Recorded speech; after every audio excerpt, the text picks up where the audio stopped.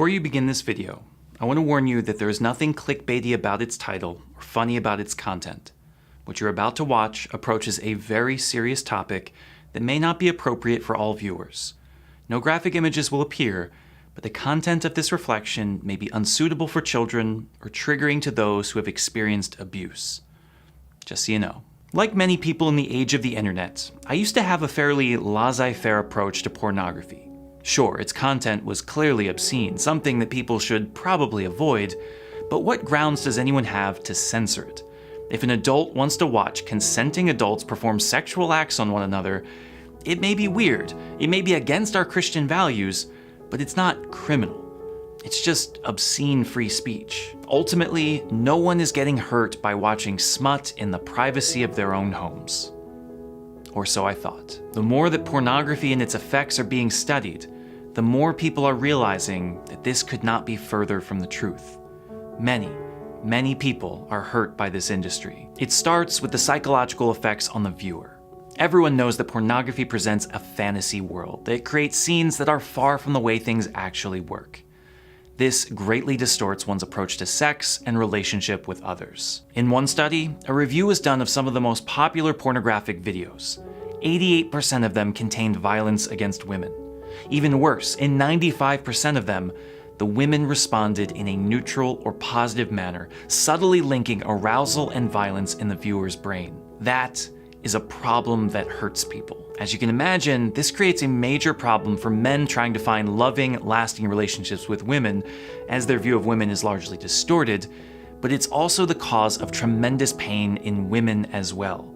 The more that women are seen as objects of one's sexual desire, rather than real human beings, the more women are forced to live up to fantastical expectations that are demeaning or unrealistic, marriages are destroyed, and worst of all, sexual assaults are committed. The Minnesota Human Trafficking Task Force found 46 published research studies suggesting that prolonged pornographic exposure leaves someone at a higher risk of committing a sexual offense, sometimes seeking out prostitution to do so.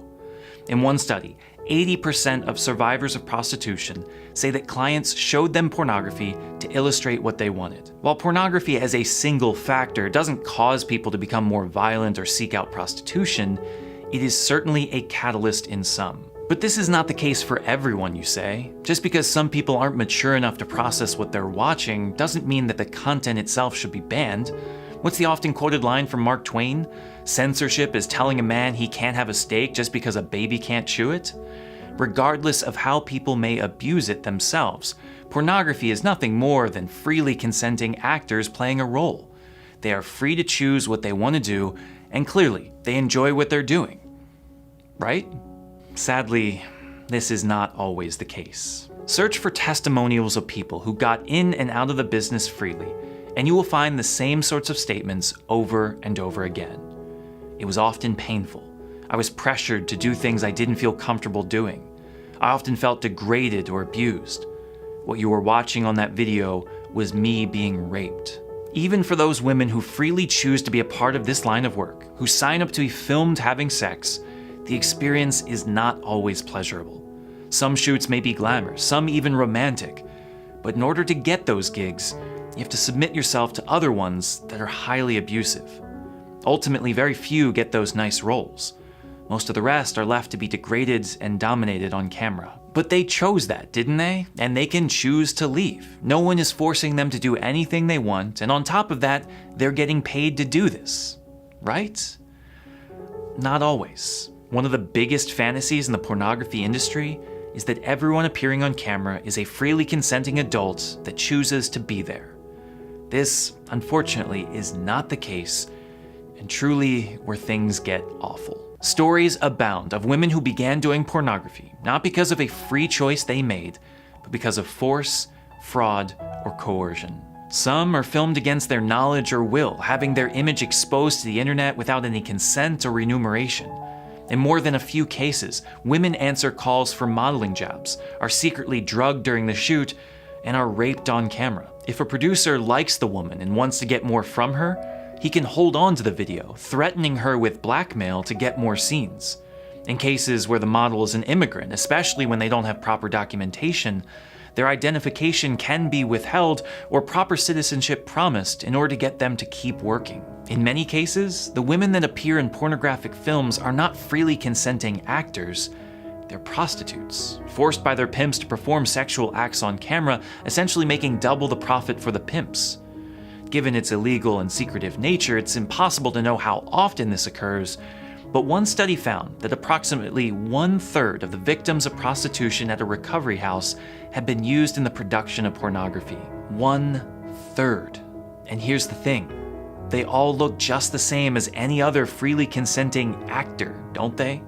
They put on a good face, laughing and smiling in the video, not because they want to be there, but because they are being forced to, and know that they will face punishment if they don't perform well. From the outside and looking simply on the surface, it appears like consent. But really, it's just fraud and entrapment. The women are not entirely free to say no. They consent out of fear. Think about that when you hear that 88% of those videos include violence. It's one thing to think that they're just actors in a performance, but the fact of the matter is that many don't want to be there. Many are not pretending.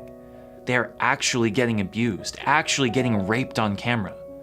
They do this while millions watch, and there's no way to know what's real or pretend. And because literally millions of people watch this stuff, producing billions of dollars of revenue with essentially no overhead, it has become abundantly clear in recent years that pornography is more than a private act that doesn't hurt anyone. Pornography incentivizes human trafficking. Think about it.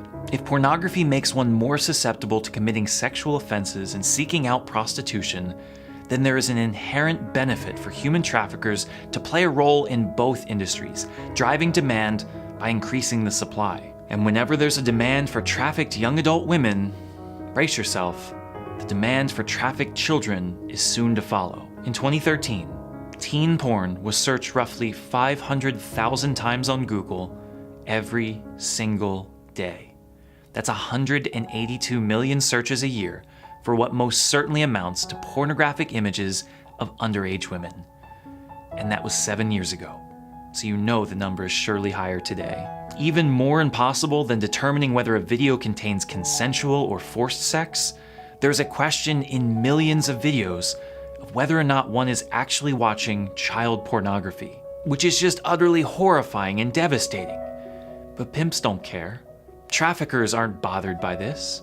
In fact, all it does is incentivize them to do more, to keep up with demand, to seek out more and more women to feed the ever-growing billion-dollar industry, for now and to groom for the future. Are there women who freely consent to this line of work, getting paid good money to do what they want and are treated like celebrities? No doubt. There is definitely a case to be made that there are some in this industry that are just exercising their free speech, that are not getting hurt. In some cases, it is nothing more than a question of decency and personal morality. Anything in moderation, right? But the more you dig into this industry, realizing how many of the women are treated, how they find themselves doing things against their will, how many of them are nothing more than trafficked slaves put on camera for entertainment, the more you realize that this is not simply an issue of obscenity. It has nothing to do with personal conduct or free speech. This is an issue of justice. I cannot say it any other way. Watching pornography is not a private matter that hurts no one. It is an act that directly promotes the abuse of women and incentivizes human trafficking. Plain and simple.